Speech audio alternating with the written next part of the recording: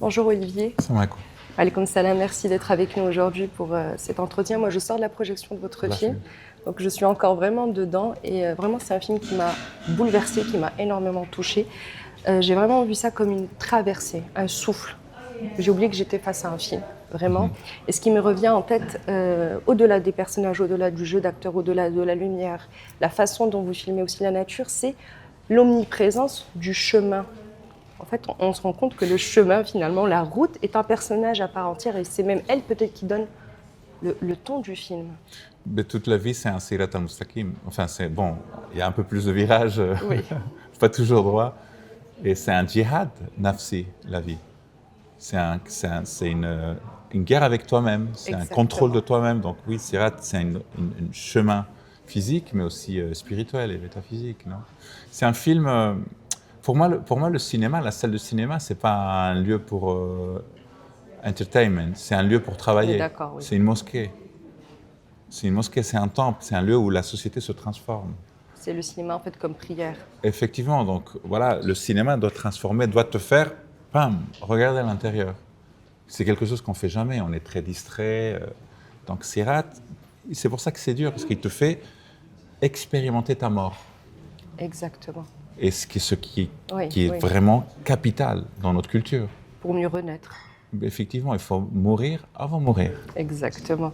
Et ce qui m'a aussi beaucoup touchée, c'est l'omniprésence de la musique, du son, un son qui est omniprésent, mais en même temps un silence qui est très présent aussi, malgré le fait qu'il y ait du son. Et voilà, moi, vraiment, je sors de la projection, donc j'ai encore du mal à avoir peut-être un recul. Il faut pas rationaliser le film. Exactement. Le film te passe par le corps, c'est une expérience physique, et c'est à travers le corps qu'on fait le zikr.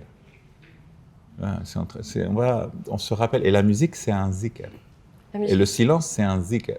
Bien sûr, jeûne du silence. D'ailleurs, pendant 3 jours, on ne parle pas justement pour mieux se parler à soi, écouter son son intérieur. Et c'est tout ça, en fait, qui m'a beaucoup touchée dans Sirat. Et aussi Sirat, ce pont, finalement, entre le paradis et l'enfer, mais aussi le paradis déjà terrestre et l'enfer terrestre. C'est le pont qui traverse l'enfer dans notre chemin vers le paradis. Et c'est ça qui vous a inspiré, Sirat? Non, enfin, c'est surtout... Pour moi, ce qui m'a intéressé, c'est surtout « Inna lillahi wa inna ilaihi raji'un ». C'est ça, c'est pratiquer ça.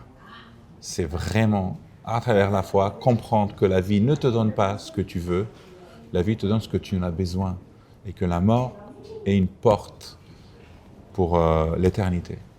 Et donc, oui, on souffre, les êtres humains, on va mourir, mais la question, c'est pas pourquoi on meurt. C'est une question que peut-être en Occident, on se pose la question, pourquoi il est mort, oh, c'était injuste. Non, non, ici, on ne se pose pas la question. Non, c'est vrai. Pourquoi on meurt? Tu meurs quand tu dois mourir, c'est Mektoub. Il devait mourir, enfin, on ne se pose pas la question. C'est vrai. La question qu'on se pose en terre d'islam, c'est comment on meurt? C'est ça la question. Dans quel état? C'est la vie, c'est un cheminement pour se préparer pour mourir avec dignité, avec tes valeurs au-dessus de ton ego, de ton nafs. Et c'est de ça que parle Sirat. Oui, c'est dur pour les personnages, mais quand tu penses à leur âme, j'ai aucun doute que, pam, ils se transcendent. Et c'est vrai que vous avez une relation particulière avec le Maroc. Darori. Darori. Ana dielko. It's el Maghreb. El Maghreb. Et justement, comment s'est fait cette rencontre avec le Maroc? جيت مع 23 سنة. هنايا.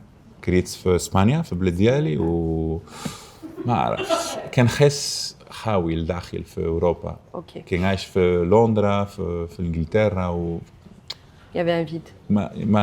واذا المغرب كيعطيني الروح انا كبرت هنا وكنشكرك بزاف المغرب والناس كاين العلاقة مع اسبانيا. Bien sûr. Qui a la cas très profonde. Avec l'Espagne. On dit que en fait, l'Espagne, c'est comme une zerbia, qu'au-dessus de la zerbia, il y a l'islam. Mais c'est caché. Voilà, il y a cet écho. Donc, moi, j'ai trouvé que j'étais à la maison depuis que je suis arrivé ici. Les valeurs, el hamd. Mes grands-parents, en Galice, c'était des compagnons, ils pratiquaient le hamd. Ils pratiquaient le sbar. Ils pratiquaient le shukr. Enfin, c'est des valeurs qui sont vraiment dans la racine de nos cultures. Et donc voilà, ça a été 10 ans que je suis vécu ici, ça m'a enrichi comme personne infiniment. Et j'ai fait 3 films, 3 de mes 4 films, je les ai fait au Maroc. Avec le Maroc. Donc, ouais, enfin, je sais pas, moi, depuis que je suis venu ici la première fois, j'étais ici à Marrakech il y a 20 ans, la première fois que j'écoute l'adhan, j'ai senti, je connais ça. C'est vrai, et vos films le rendent très bien, et merci pour ce très beau film. Inch'Allah, j'espère être à l'auteur, vraiment. Vous êtes déjà à la hauteur, en tout cas. Je sais pas, je suis pas sûr. Vu ce que j'ai ressenti dans la salle, il m'a bouleversée. Bon, et Inch'Allah, voilà, Inch'Allah. On le ressent. Pour moi, c'est important que le film connecte avec le public marocain. Vraiment, ça nous parle énormément. En tout cas, merci beaucoup. Merci beaucoup, Olivier. Merci. Bonne continuation.